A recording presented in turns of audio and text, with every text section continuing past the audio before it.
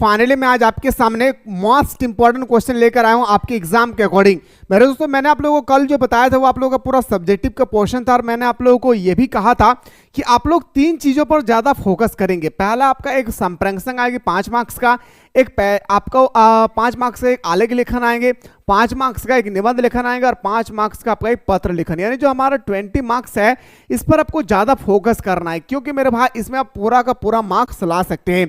तो जो भी स्टूडेंट्स ने कल की लेक्चर को देखे हैं मेरे दोस्तों, उनको बहुत ही अच्छी तरह से समझ में आ गया होगा कि आखिर हमें किस प्रकार से निबंध लिखना है, किस प्रकार से पत्र लिखना है। बाकी जो भी स्टूडेंट्स अभी तक नहीं देखे, सबसे पहले मेरे दोस्तों प्लेलिस्ट में जाकर सेट नंबर 1 को आप लोग अच्छी तरह से देखने की कोशिश करें। तो आइए सर, कुछ क्वेश्चन मैं आप लोगों के सामने ऐसा लेकर आया जो आपके एग्जाम में आने की पूरी संभावनाएं हैं। पहला क्वेश्चन है मेरे भाई क्या कि एन ने अपने छुपने की जगह का वर्णन किस प्रकार किया। आप सभी को पता है मेरे दोस्तों हमारे एन फ्रैंक के बारे में, है ना। तो कहता है कि सर एन ने अपने छुपने की जगह का वर्णन कुछ इस प्रकार किया है। आखिर उन्होंने जब हमारे हिटलर ने मेरे दोस्तों यहूदी परिवारों को दौड़ा दौड़ा कर जब मार रहे थे, उस समय हमारा एन परिवार एक अज्ञातवास में जाकर अपनी जिंदगी को 2 साल तक गुजारते हैं। वह किस तरह से मेरे दोस्तों अपनी जगह का वर्णन करते हैं, इसी के बारे में आप लोगों से पूछा गया है। तल जमीन, याद रखना, तल जमीन पर बना बड़ा सा गोदाम काम करने की जगह और भंडार घर के रूप में इस्तेमाल होता है। जैसे आप देखिएगा बड़े बड़े बिल्डिंग होती है ना मेरे भाई, उसके नीचे सबसे नीचे में देखेंगे एक हमारा ग्राउंड फ्लोर होती है जहां पर हम लोग गाड़ी वगैरह रखते हैं, है ना। वहीं पे हमारा एन फ्रैंक का परिवार पूरी तरह से छुपा हुआ था। वही कह रहा है कि तल मंजिल पर बना बड़ा सा गोदाम काम करने की जगह, जो हमारा काम करने की जगह होती है, काम करने की जगह और भंडार घर के रूप में इस्तेमाल होता है। इसके अलावा इसके अलग अलग हिस्से बने हुए हैं और जो हमारा गोदाम था उसको पार्टीशन किया गया था। पार्टीशन मतलब समझ में आ रहा है, इतना मेरा इतना उसका, इस तरह से पार्टीशन किए गए थे। आगे कहता है कि ये हिस्से गोदाम, ये हिस्से पिसाई का कमरा वगैरह वगैरह जो भी हो, किसी को गोदाम बना दिया, किसी को गाड़ी रखने के लिए बना दिया, किसी को मेरे दोस्तों मशीन रखने के लिए बना दिया। इस तरह से वगैरह वगैरह उन्होंने रूम को डिवाइडेड कर दिए थे, जहां इलायची, लोगों और काली मिर्च वगैरह पीसे जाते थे। और उसी ग्राउंड फ्लोर में एक ऐसी घर थी जहां पे मेरे दोस्तों जो है मसाला वगैरह का पिसाई होती थी। जैसे हम बोल सकते हैं सर इलायची, लोगों के काली मिर्च वगैरह वगैरह पिसाए जाते थे। गोदाम के दरवाजे से ही सटा हुआ एक बाहर का दरवाजा है और गोदाम से सटा हुआ ही एक बाहर का दरवाजा है, जो ऑफिस का प्रवेश दरवाजे के एकदम अंदर की तरफ दूसरा दरवाजा है। और कहता है जो ऑफिस का प्रवेश द्वार जो होती है, जैसे हमारा ऑफिस का प्रवेश द्वार है, तो ऑफिस का प्रवेश द्वार जहां पे एंट्री में आते हैं, प्रवेश द्वार, प्रवेश दरवाजे के एकदम अंदर की तरफ एक दूसरा दरवाजा है और उसके पीछे सीढ़ियां हैं। और मेरे दोस्तों देखेंगे बिल्डिंग में चढ़ने के लिए सीढ़ियां भी बनाई जाती है। तो सीढ़ियां है, सीढ़ी ऊपर चढ़ते हैं तो एक और दरवाजा आता है। जैसे जैसे हम लोग सीढ़ी चढ़ते हैं, जैसे हम लोग एक तरह का बोल सकता है मेरे दोस्तों, हम लोग क्या बोलते हैं उसको, जो सीढ़ी में होती है ना, सीढ़ी का जैसे छत का पानी अंदर ना आ जाए इसके लिए ऊपर में एक थोड़ा सा बालकनी टाइप का बनाया जाता है। तो वहां पे भी एक क्या था, हमारा दरवाजा आता था जिस पर आर पार दिखाई ना देने वाली कांच की खिड़की लगी थी। और जो हमारा दरवाजे थी उसमें मेरे दोस्तों एक खिड़की था, उस खिड़की में एक ऐसी कांच लगाया गया था जो आर पार दिखाई नहीं दे रहा था। इस पर काले अक्षर में कार्यालय लिखा हुआ था। यही आगे वाला बड़ा यानी प्रकट ऑफिस है। और इसी तरह से मेरे दोस्तों एन फ्रैंक ने अपनी जगह का वर्णन किया है। ठीक है, आइए सर एक क्वेश्चन और देखिए, नहीं समझ में आए तो एक क्वेश्चन और देखिए। एन फ्रैंक का परिवार अज्ञातवास में क्यों चला गया था। एन फ्रैंक के जो परिवार है आखिर वो अज्ञातवास में क्यों चले गए थे, इसके पीछे कोई ना कोई कारण होगी, इस कारण से गए थे। एन फ्रैंक का परिवार अज्ञातवास में हिटलर के अत्याचारों से बचने के लिए, हिटलर इतना खतरनाक सता रहे थे हमारे यहूदी परिवार को मेरे दोस्तों, लोगों को मजबूरन मेरे दोस्तों घर द्वार को छोड़ करके बाहर रहना पड़ रहा था। कहीं ऐसा ना हो कि हमारे हिटलर हमें पकड़ करके दम घटू गैस देके हमें मार ना दिए, या तो हमें बम ब्लास्ट ना कर दिया जाए। इस कारण से लोग भाग जाते थे अपने घर से भी। हिटलर के अत्याचारों से बचने के लिए चला गया था, क्योंकि एन फ्रैंक का परिवार यहूदी था और यहूदी परिवार को हिटलर दौड़ा दौड़ा कर मार रहे थे। हिटलर यहूदी लोगों से नफरत क्या करता था। जो हिटलर था भाई वो यहूदी परिवार से क्या करते थे, नफरत क्या करता था, और वह दुनिया से यहूदियों लोगों को मिटा देना चाहता था, और चाहते थे कि यहूदी परिवार को हम पूरी तरह से क्या करें, मिटा देना चाहते थे हमारे हिटलर। लेकिन मेरे दोस्तों, जब तक भगवान नहीं चाहेंगे, जब तक ऊपर वाला नहीं चाहेंगे, तब तक आप और हम एक बाल तक बका नहीं कर सकते हैं। याद रखना, बाका मतलब होता है टेढ़ा नहीं कर सकते, इस चीज को याद रखिएगा। तो 2 क्वेश्चन मैंने आप लोगों को सब्जेक्टिव में बताया हूं। एक्चुअली मेरा मोटो है आज का ऑब्जेक्टिव का क्लास जो होगी मेरे दोस्तों, इसके अकॉर्डिंग जो आपकी इंपॉर्टेंट क्वेश्चन बनेगी वो मैं लेकर आपके सामने आया हूं। सबसे पहले मेरे शेर सैनियों, एक क्वेश्चन को ध्यान से देखना है, समझना है। और स्टूडेंट्स क्या करते हैं मेरे भाई, वो सोचते हैं कि पैसेज तो है पढ़कर कर लेंगे। ये हमारा क्लास 8, 9, 10, 11 का पैसेज नहीं है कि आप थोड़ा सा पढ़ लिए आप टिक लगाना शुरू कर दें। यहाँ का पैसेज को आपको गहराई तक मेरे दोस्तों सोचना पड़ेगा। जैसे देखिए, है शौक यही अरमान यही हम कुछ करके दिखलाएंगे, मरने वाली दुनिया में हम अमरों में नाम लिखाएंगे। जो लोग गरीब भिखारी है, जिन पर ना किसी की छाया है, हम उनको गले लगाएंगे, हम उनको सुखी बनाएंगे। जो लोग अंधेरे में घर में है। अब आइए सर, स्टेटमेंट दिया है, क्वेश्चन आइए सर। अपने ही नहीं नजर में है, हम उनके कोने कोने में है, उदम का दीप जलाएंगे। अगला क्वेश्चन आपके सामने, पहला क्वेश्चन, कवि की क्या अभिलाषा है, कवि क्या बोलना चाहता है इसके प्रति। अभी मैंने बताया गरीबों और वांछित की मदद करना चाहता है। जो गरीब लोग हैं वो मेरे दोस्तों क्या करना चाहते हैं, मदद करना चाहते हैं। इसको याद रखना, क्या करना चाहते हैं मेरे भाई, गरीब लोगों को क्या करना चाहते हैं, हमारा जो कवि है वो मदद करना चाहते हैं। दूसरा क्वेश्चन पूछा गया था, पद्यांश में किन लोगों को सुखी बनाने का संकल्प लिया गया। अच्छा, इस पद्यांश को हम लोग पढ़ने के बाद हम लोगों को क्या लग रहा है कि किनको सुखी बनाने के लिए यह पद्यांश लिखा गया है। तो बताएंगे सर, याद रखना, जो लोग गरीब एवं भिखारी है, इसको जिन पर किसी की छाया ना हो। छाया का मतलब जैसे माँ बाप का साया उठ जाते, किसी का माँ बाप डेथ हो गए तो मेरे दोस्तों उसका साया उससे उठ गई है। अगर जो लोग असहाय है, जो असहाय है मतलब तो कोई उसको मदद नहीं कर रही है, तो इस प्रकार से हमारा बताया गया था। ऑप्शन नंबर हमारा डी इसका राइट आंसर हो जाएगा। अगला क्वेश्चन पे आते हैं सर कि पद्यांश में हम शब्द का इस्तेमाल जो होती है किसके लिए होता है। हम शब्द का इस्तेमाल आखिर किसके लिए होता है, तो देशवासियों के लिए। किसके लिए होता है मेरे भाई, देशवासी के लिए हम शब्द का इस्तेमाल होती है। अगला है सर, प्रस्तुत पंक्तियां में किस प्रकार का भाव निहित है। हमारा प्रस्तुत पंक्तियां अभी हम लोगों ने पढ़ा, इसके प्रति हमारे अंदर में क्या देशभक्ति के भाव जागती है भाई, क्या जागता है मेरे भाई, देशभक्ति के भाव। और अगला वीडियो जो होगी ना भाई, वो पूरी तरह से मैं सब्जेक्टिव का पूरा सेट लेकर आने वाला हूं, ठीक है। अब देखिए, शिक्षा से मनुष्य अपने परिवेश के प्रगति जागृत होकर कर्तव्यमुखी हो जाता है। 100 से पर की ओर अग्रसर होने लगता है। निर्बल की सहायता करना, दुखी के दुख दूर करने का प्रयास करना, दूसरे के दुख से दुखी हो जाना। देखते कोई व्यक्ति होता है दूसरे के दुख से खुद को दुखी समझते, हो कहीं कोई होता है। ये सब हमारा कौन होता है, हमारा माता पिता होता है मेरे दोस्त। जब हमारे हाथों पे थोड़ा सा भी चोट लग जाती है तो हमारे माता पिता रोना शुरू कर देते हैं। यस या नो, ये है सर मॉम डैड का प्यार। तो ये इस तरह से आप इस पैसेज को पॉज करके पढ़ लेंगे। 100 से पर की ओर अग्रसर होने का आखिर क्या अर्थ है, आपसे यहाँ पे पूछा गया है। तो बताएंगे सर, परोपकारी का हो जाना। ऑप्शन नंबर हमारा डी इसका राइट आंसर हो जाएगी। अगला है सर कि एक शिक्षित व्यक्ति में समाज कल्याण के लिए निम्न में से क्या होना आवश्यक है। तो निर्बल की सहायता करना, यानी दोस्तों को, ऐसे लोगों को सहायता करना जो बिल्कुल सहायता के काबिल है, ठीक है। चलिए सर, अगला क्वेश्चन पे आते हैं सर, शिक्षा से विद्यार्थी में किस गुण की विकास हुआ है।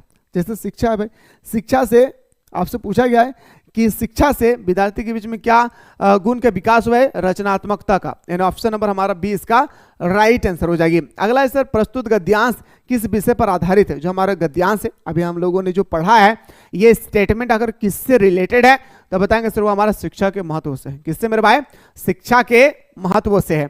अगला प्रश्न पे दौड़ते हैं सर, आलेख का अभिप्राय है। आखिर हमारा जो आलेख है वो किस प्रकार का है भाई। तो आलेख हमारा है कि किसी विषय पर सर्वांगम पूर्ण जानकारी जो तथ्यात्मक, विश्लेषणात्मक अथवा विचारात्मक हो, गंभीर अध्ययन पर आधारित प्रमाणित रचना। इन्हें ऑप्शन नंबर हमारा डी इसका राइट आंसर हो जाएगा। क्या होगा मेरे शेर और शेरनियों, डी इसका हमारा राइट आंसर हो जाएगी। अगला क्वेश्चन पर दौड़ते हैं सर। अगला क्वेश्चन है, फीचर में तथ्यों की प्रस्तुति का ढंग कैसा होता है। जो हम लोग फीचर लेखन, मैंने आप लोगों को कहा था कि 5 मार्क्स का एक क्वेश्चन याद रखिएगा फीचर लेखन के बारे में, कि फीचर लेखन किससे कहते हैं, फीचर लेखन की क्या क्या विशेषता है। तो बताएंगे सर, फीचर का मतलब होता है मनोरंजन। क्या होता है मेरे भाई, फीचर का मतलब होता है मनोरंजन। अगला क्वेश्चन पे आते हैं सर, क्वेश्चन नंबर जो हमारे 11 है, पूछा गया है, संपादकीय किसे कहते हैं। बताइए, क्वेश्चन नंबर 11, संपादकीय आखिर किसे कहते हैं? तो मैंने बताया था संपादक द्वारा लिखा गया विचारात्मक लेख को हम लोग संपादकीय कहते हैं। ऑप्शन नंबर बी हमारा राइट आंसर हो जाएगी। अगला क्वेश्चन पे आते हैं मेरे भाई, शेयर कीजिए और अच्छा लगे ना तो वीडियो को लाइक करना ना भूले मेरे दोस्त, क्योंकि बहुत मेहनत करता हूं आप लोगों के लिए, हद से ज्यादा। और हाँ, सिर्फ हिंदी कोर में ही डिपेंड नहीं रहना है, इंग्लिश इलेक्टिव में भी आप सभी को ध्यान देना है। किस पे? इंग्लिश इलेक्टिव में भी हम सभी को अच्छी तरह से ध्यान देना है, इस बात को याद रखना है भाई। समझ पा रही है ना? इंग्लिश इलेक्टिव को भी हम लोगों को ध्यान देना है। क्वेश्चन है, विश्व में इंटरनेट की पत्रकारिता का पहला दौर क्या था? विश्व में इंटरनेट की जो पत्रकारिता है इसकी पहला दौर आखिर कब था, ये आपसे पूछा गया। तो पहला दौर था सर हमारा 1982 से लेकर 1992 तक, यानी ऑप्शन नंबर हमारा 20 का राइट आंसर हो जाएगी। अगला क्वेश्चन पे आते हैं सर, क्वेश्चन नंबर नेक्स्ट है, लोकतंत्र का स्तंभ कहा जाता है। जो हमारा क्वेश्चन नंबर 13 है, जो लोकतंत्र का स्तंभ किसे कहते हैं भाई? मीडिया को कहते हैं। यही मीडिया वाला है जो जनता की आवाज को सरकार तक पहुंचाती है। अगला है सर, फ्रीलांसर पत्रकार का अर्थ क्या है? आपसे पूछा गया जो फ्रीलांसर पत्रकार है इसका अर्थ क्या होती है? स्वतंत्र पत्रकार, यानी ऑप्शन नंबर हमारा सी इसका राइट आंसर हो जाएगा। अगला क्वेश्चन पे दौड़ाते हैं सर। अगला पूछा है, मुद्रित माध्यम की सबसे बड़ी सीमा क्या है? जो मुद्रित माध्यम है इसकी सबसे बड़ी सीमा आखिर कौन सा होती है? तो बताएंगे सर, तुरंत घटी घटनाओं का प्रस्तुति का अभाव, यानी ऑप्शन नंबर हमारा बी इसका राइट आंसर हो जाएगी। और अगला वीडियो में मैं ना मेरे दोस्तों मैं आप लोगों को बताने की कोशिश करूंगा कि आखिर पत्र कैसे लिखे जाते हैं, और निबंध पत्र बाबू लिखने का टेक्निक मैंने बताया था पिछले वीडियो में कि किस तरह से फॉर्मेट होती है ना, उस फॉर्मेट में आपको ज्यादा ध्यान देना चाहिए। क्योंकि देखिए लोग क्या करते हैं मेरे भाई, रट्टा लगा लेते हैं और पैराग्राफ की तरह लिखते चले जाते हैं। वो बचपना अब नहीं रहा। यहाँ पे एग्जामिनर फॉर्मेट देखना चाहते हैं कि आपको कितनी नॉलेज है इस फॉर्मेट के बेस में। क्योंकि जब भी हम लोग लेटर लिखते हैं, लेटर का भी एक फॉर्मेट होती है, उसी फॉर्मेट के बेस पे हम सभी को लिखना होता है। आप क्या सोच रहे कि जैसे मन में आया वैसा भर दिए हमारा कॉपी में मार्क्स आ जाएगी? वो जमाना भूल जाइए, क्योंकि आपका एग्जाम जो है याद रखना सीसीटीवी कैमरा के निगरानी में होगी। आपका कॉपी भी जो चेकिंग होगी वो सीसीटीवी कैमरा की निगरानी में होगी। तो आप सोच सकते हैं कि कॉपी किस प्रकार से चेक किया जाएगा। इसलिए ध्यान से पढ़िए, जो भी समय बचा है ज्यादा से ज्यादा अपने समय को उसमें दिया कीजिए, ठीक है। पीटीआई क्या है? तो बताएंगे सर, पीटीआई एक प्रकार का हमारा समाचार एजेंसी है। याद रखना है क्या बताएंगे सर? पीटीआई एक प्रकार का हमारा समाचार एजेंसी है। अगला क्वेश्चन पे दौड़ाते हैं सर। अगला क्वेश्चन है, ये आपका स्टेटमेंट है भाई, इसमें आपको देखना है कि मुझे मिलने को कौन विकल, मैं हो किसके हित अचंचल, यह प्रश्न शिथिल कहता पद को भरत उमर में बिहालता, दिन जल्दी जल्दी ढलता है। सबसे पहले तो आपको पूछा जाएगा इसका राइटर कौन है? तो हरिवंश राय बच्चन। और हरिवंश राय बच्चन से 100% क्वेश्चन आएगी, इस बात को याद रखना है, ठीक है। आइए सर अगला क्वेश्चन पे दौड़ाते हैं सर। अगला क्वेश्चन है कि दिन जल्दी जल्दी ढलता है मैं कौन सा अलंकार है? मैंने आप लोगों को बताया था कि अगर एक ही शब्द को 2 बार लिख दिया जाए तो हमारा हो जाएगा क्या मेरे भाई? तो बताएंगे सर, वो हो जाएगा हमारा पुनर्विक्ति प्रकाश अलंकार। दिन जल्दी जल्दी दौड़ता है, दौड़ दौड़ कर जाओ, दौड़ दौड़ कर मतलब क्या हो गया? ये पुनर्विक्ति प्रकाश अलंकार हो गया। अगला क्वेश्चन पे आते हैं सर। यहां मुझसे कौन है भाई? आपसे यहां पे पूछा गया यहां मुझसे आखिर कौन है? तो बताएंगे सर हमारा कवि है। मुझसे का मतलब यहाँ पे किससे बताएगा? कवि से बताएगा। यहाँ किस प्रकार के व्यक्ति की बात की जा रही है? जो हमारा क्वेश्चन नंबर 20 है, आखिर इसमें किस प्रकार की व्यक्ति की बात की जा रही है? तो एकांकी जीवन बिताने की व्यक्ति वाले, यानी ऑप्शन नंबर हमारा 20 का राइट आंसर हो जाएगी। अगला क्वेश्चन पर दौड़ते हैं सर। क्वेश्चन नंबर हमारा नेक्स्ट है कि जिठानियां बैठकर लोग चर्चा करती और उनके कलूटे लड़के धूल उड़ाते, वह मठा फेरती, फुटती पिसती धारती राधती और उसकी नन्ही लड़कियां गोबर उठाती, कंडे पातती। जेठानियां अपने भात पर सफेद राब रखकर गाढ़ा दूध डालती और अपने लड़कों को उठते हुए दूध पर से मलाई उतारकर पिलाती है। काले गुड़ की डाली के साथ कटोरी में मटका पाती है और उसकी लड़कियां चने बजाकर घुंघरी चबाती। शादी के बाद यही हाल होगा जैसा अभी हम लोग पढ़े हैं भाई। या कौन सा सामाजिक मुद्दा दिखाई पड़ता है भाई? आप ही बताइए। ये क्वेश्चन अगर मैं आप लोगों से करूं, इसमें कौन सा सामाजिक मुद्दा दिखाई पड़ रहा? बोलेंगे सर लिंग भेद। एक ही घर में 2 व्यक्ति रहते हैं, दोनों का व्यक्ति को हम देख रहे हैं किसे अलग अलग देख रहे हैं, जबकि मुझे देखना चाहिए एक ही साथ, एक परिवार की तरह। एक को अच्छा खाना खिला रहे, एक को खराब खाना खिला रहे, एक को प्यार दे रहे हैं, एक से हम नफरत कर रहे हैं। समझ में आई ना? आइए सर क्वेश्चन नंबर 22 पे आते हैं कि प्रस्तुत पंक्तियां किस पाठ से ली गई है। ये हमारे जो पंक्तियां हैं आखिर किससे लिया गया है, मैंने आप लोगों को बताया था भक्तिन से लिया गया है ना, किससे लिया गया भाई, भक्तिन से लिया गया है। ठीक है, अगला क्वेश्चन है सर, उसकी लड़कियां चने बजारे की घुंघरी चबाती, यह किसकी लड़कियां के बारे में कहा गया है। किसकी, उसकी लड़कियां चने बजारे की घुघरी चबाती, यहां किसकी लड़की के बारे में कहा गया, यहाँ किसकी लड़की के बारे में बताया गया था, तो बताएं भक्तिन की लड़की के बारे में बताया गया था। अगला क्वेश्चन पे आइए सर बात करते हैं। अगला क्वेश्चन पे कलोटे लड़के में, कलोटे शब्द क्या है, कलेटे एक शब्द जो होती है ना मेरे भाई, वो हमारा विशेषण बताता है। विशेषण का मतलब होता है क्वालिटी। लड़के के अंदर में क्या क्वालिटी, तो काला है भाई, तो काला क्वालिटी हो गया एक। ठीक है, आइए बात करते हैं सर अगला प्रश्न पे आपके सामने। इंतजार करते हैं आप भी उसके रो पड़ने का, यहाँ किसके इंतजार की बात कही गई है। क्वेश्चन नंबर 25 में पूछा गया है कि आखिर यहाँ किसकी इंतजार की बात कही गई है, दर्शक का। किसका मेरे भाई, दर्शक का इंतजार की बात कही गई है। अगला है सर, लक्ष्मण मूर्छा और राम का विलाप प्रसंग रामचरितमानस के किस खंड में वर्णित है। रामचरितमानस के किस खंड में ये वर्णित है हमारा लक्ष्मण मूर्छा और राम का विलाप। क्वेश्चन नंबर 26 का आंसर हो जाएगा मेरे भाई लकांडा, ऑप्शन नंबर सी हमारा राइट आंसर हो जाएगा। अगला है सर, चटधा गिड़धा, चटधा गिड़धा पहलवान की ढोलक शीर्षक अध्ययन में क्या अर्थ लगाया जाता है। आजा भिड़ जा, क्या भाई, आजा भिड़ जा, आजा भिड़ जा, समझ में आ रही ना।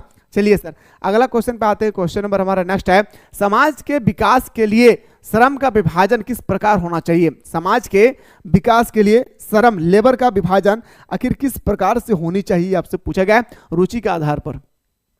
मुझे लेबर में अगर ईंट ढोने का मन कर रहा है तो मुझे वही रखा जाए, मुझे अगर रेत को चालने का अगर मन कर रहा है तो मुझे यहीं पे रखा जाए, मुझे अगर मसाला मिलाने के लिए रुचि है तो मुझे यहीं पर रखा जाए, अलग अलग ना करें। ठीक है, रुचि का अनुसार करना है भाई। अगला क्वेश्चन देखिए मेरे भाई, कहानी के मुख्य पात्र यशोधर बाबू के चरित्र का मुख्य द्वंद्व क्या है। यशोधर बाबू जो है वो बिल्कुल मेरे दोस्तों क्या बोलूंगा असहाय इंसान बन गए थे, अनिर्णय की स्थिति आ गई थी, जो कहता था वो मानना पड़ता था। ठीक है, अगला क्वेश्चन है सर, जूझ किस शैली की रचना है। क्वेश्चन नंबर हमारा नेक्स्ट क्वेश्चन ये, जूझ हमारा एक प्रकार का आत्मकथा है। तो मेरे दोस्तों मैं आप लोगों को अगला वीडियो में सब्जेक्टिव का एक पूरा सेट लेकर आने वाला हूँ। तो सब्जेक्टिव के लिए मैं चाह रहा हूं मेरे शेर उसनियों कि आप लोग हमारे साथ जुड़े रहें। मैं कोशिश करूंगा हर एक वो क्वेश्चन आप लोगों तक पहुंचाने की जो आपके एग्जाम के अकॉर्डिंग मोस्ट इंपॉर्टेंट बनेगी। फिलहाल बात करते हैं हम लोग नेक्स्ट वीडियो में।